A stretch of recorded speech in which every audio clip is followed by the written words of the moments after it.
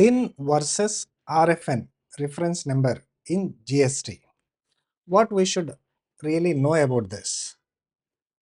Let's go into a bit of background into 2019, wherein CBIC has issued two circulars, number 122 and number 128, wherein the CBIC has implemented document identification number. Now, why this document identification number or DIN is introduced in the first place? To garner or leverage the technology for greater accountability and transparency in communication with the taxpayer. We also have something called as reference number or RFN generated by the GST portal. Now this RFN, which is generated by the GST portal, will be done in respect of documents or notices or orders issued through the GST portal. This RFN can be verified in the GST portal under the menu services. Now in this verification process of a reference number, what can be verified?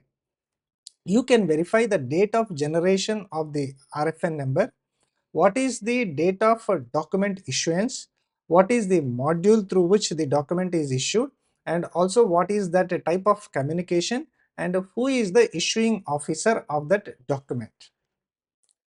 Section 169 of the CGST Act provides that any decision or order or summons or notice or any other communication should be served by making it available on the common GST portal.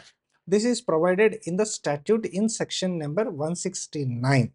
Also, we have rule number 142, which states that electronic communication or electronic service is to be made in respect of DRC 01 or DRC 07. Now, through instruction 4 of 2023, the CBIC has emphasized that rule number 142 should be implemented or enforced in letter and spirit.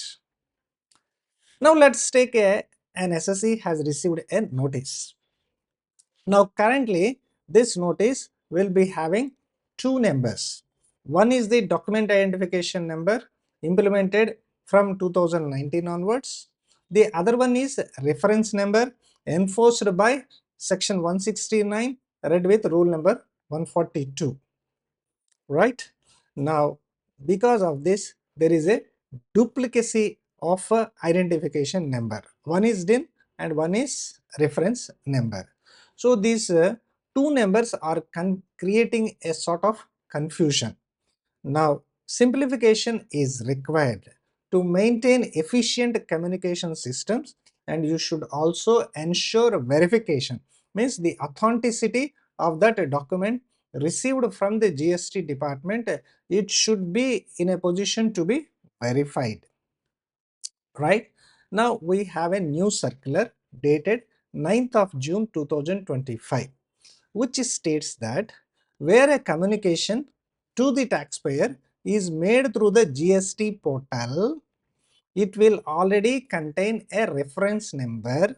Thereby, for such a document identification number is not necessary. Therefore, duplicacy is avoided. Right? Now, as already in 2019, circular number 122 and circular number 128 are issued. Now from 9th of June 2025 onwards, these circulars will be modified to the extent that documentation number, identification number is required only for those communications which are not made through the GST portal. Because for communication made through the GST portal, you already have a reference number. So to that extent, the erstwhile 2019 circulars get modified. So what are the key takeaways which we have to understand?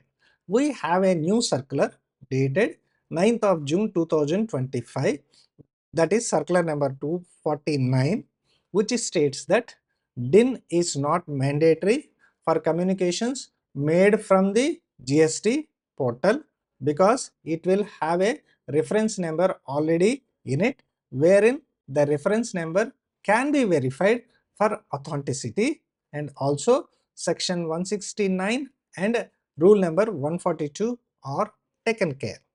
So friends, if a document from now onwards, from 9th of June 2025 onwards, if a communication from the department does not contain a DIN, but it contains a reference number, as the document is generated through the GST portal, it is a valid communication.